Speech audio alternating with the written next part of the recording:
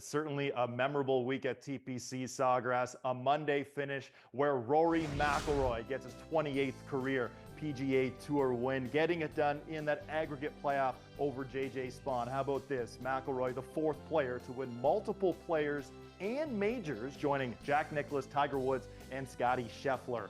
Wow. McIlroy also moves to first in the FedEx Cup standings. It was another great performance by Rory McIlroy at TPC Sawgrass. But in general, what impressed you the most about Rory's performance this past week?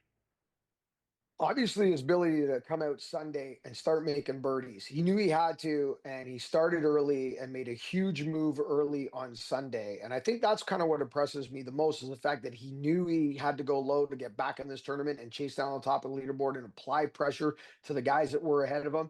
And he was able to do that.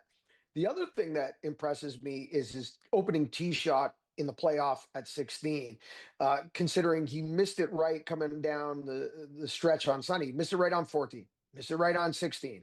When I was with him at Pebble Beach and I had got to, follow him for the last 36 holes, the last 54 holes really at Pebble Beach, and then have another interview with him in his winning interview on the green at Pebble, just like we did here at the Players. It was a different Rory. You and I were like gushing over these 30-yard power fades that he hit all day. And, he's been back and forth with different equipment setups. And this week, he hit a lot of draws this week, and he was able to pull it off at some time. And sometimes he wasn't. He was able to do it under pressure on 16.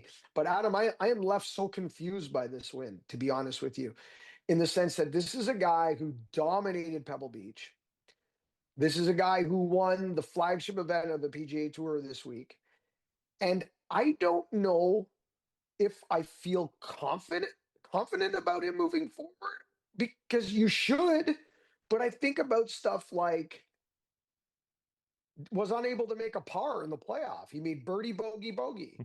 I think about the tee shot on 18. I mean, last night, he hit iron off the tee on 18 and left himself a very long way in. This morning, that wind flipped, and it was right in his face. I understand he couldn't have hit the same iron. But to take driver and just blast it through the fairway on the right and jail yourself, there's just weird, confusing things going on. So as often as I am impressed with Rory and my mind is boggled that he can play the game at a level that nobody else can, as often as that side of Rory I've seen this year with my own eyes, I have just as often seen the opposite, where he leaves you scratching your head and shaking your head. And that is the mystery of Rory McIlroy. And that is the piece of the puzzle as to why it's been 10 years without a major. Now, this is pretty close. Yeah. So is this the step needed to then get over that next hump?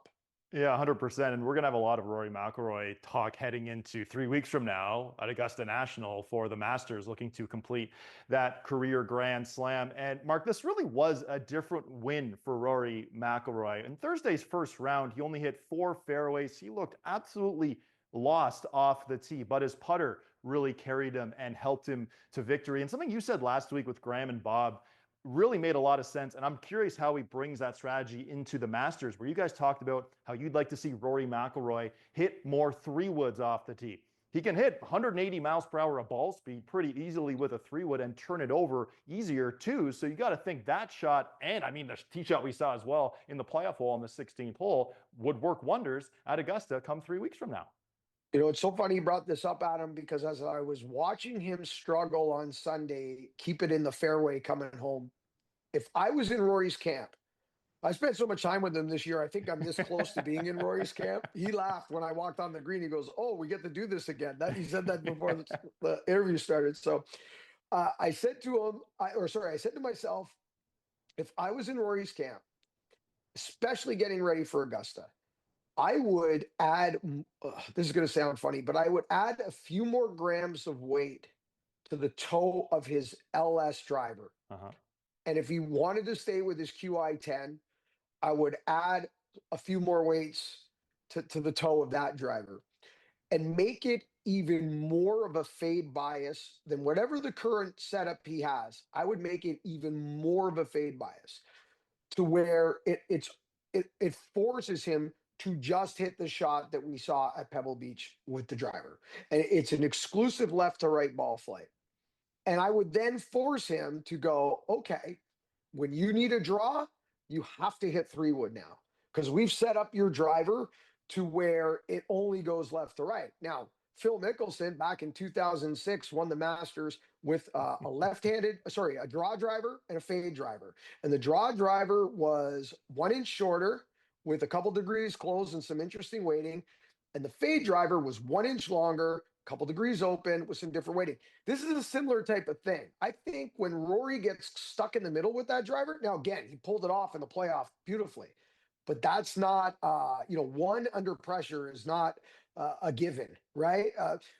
Any thoughts on this? I mean, do you like the concept of what I'm suggesting? Yeah, it's certainly interesting. And I mean, we're seeing more and more players either tinker with 7-woods or tinker with these mini drivers, borderline 2-woods. And even Rory was talking about in the previous setup, when he arrived at the Arnold Palmer Invitational, that he wanted a 3-wood that was a little stronger, that could carry out to 290, 300 yards. That's certainly fascinating. And we know Rory McIlroy is going to make one more start before the Masters, very likely at Houston, is what he said after his win on Monday. But before we go to break here, Mark, I mean, Scotty Scheffler, world number 1. What do you think? Can Rory McIlroy perhaps get even closer to chasing down Scotty Scheffler for world number 1? It's going to take like a huge run, and you also have to assume that Scotty Scheffler is going to stay in this rut for longer than we think. I don't think that's happening. I think he's looking frustrated. I think he's going to keep working harder. The putter is still not good.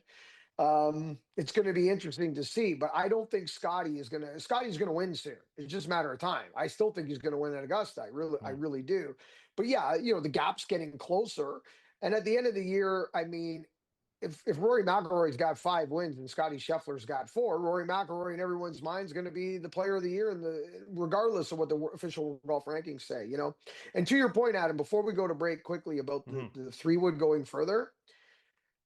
On Saturday, I think it was Sunday. On Sunday, Rory kind of showed this field, I can do things that the rest of you can't. On the 9th hole, he hit an iron off the tee and to a fatter part of the fairway, intentionally leaving himself longer for the second into the par 5, 300 yards. He flew 3-wood to the green.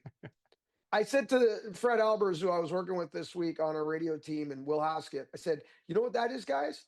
They're like, what? I go, that's the Mo Norman. You hit the wedge first, then the driver, and you still win the hole. That's the Mo Norman. Something special. Oh, that's a great reference for sure. And as we head to the Masters, all eyes will be on Rory McIlroy as he looks to complete the career Grand Slam. McIlroy picks up his 2nd PGA Tour victory of the season.